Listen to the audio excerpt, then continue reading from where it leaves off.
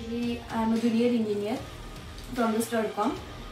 Firstly, त्यांनी तर all chemical compositions which are used in this formwork ते explain केले. सेकंड थिंग कोणत्या कोणत्या ग्रेडचे स्टील यूज केलं जातं ते एक्सप्लेन केलं.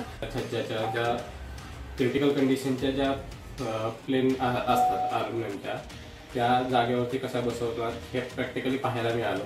आजपर्यंत साईटवरती चेकिंगच्या वेळेस खूप वेळा पाहिलं. Concerning team here, from there also we got the points to know which we can implement in our working, and also on site the troubles which are getting, what the clashes, the things which are need to be known, need to be changed in structure also and upgrade also. माझे काय repetitions करण्यासाठी maximum repetitions केलेले चांगले आहेत ते का ते आता आम्हाला पूर्णपणे क्लिअर झालं.